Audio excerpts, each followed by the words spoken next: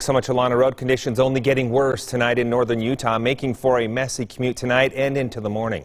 ABC4's Lena Takata joining us now live from Salt Lake City with more on what drivers need to know to stay safe out there. Lena.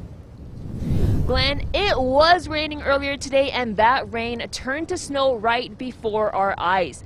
It's accumulating quickly. The wind is blowing strong. It really feels like a proper winter storm out here, and these snowy conditions are expected to last overnight, which means drivers should be prepared for a tough commute come tomorrow. With rain turning to snow, a storm like this one is difficult to prepare for, according to Mitch Shaw, a UDOT spokesperson. When a storm begins with snow, UDOT is able to put down a brine solution before the storm even arrives, helping melt the snow. But because rain just washes the solution away, the best UDOT can do is monitor the storm closely and send out a fleet of snowplows where needed. We do, though, have a team of meteorologists that are monitoring the storm, so we're going to know when and where it's going to hit. But it's not just snow the brine helps melt.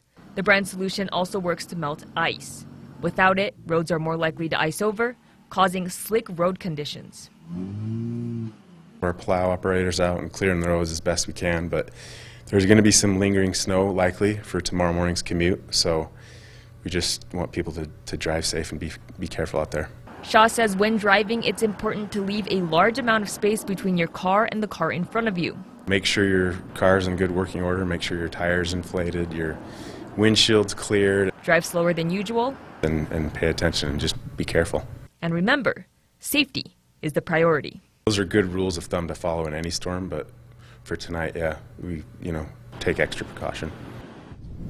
Our chief meteorologist, Alana Brophy, says we can expect another storm like this one later this week.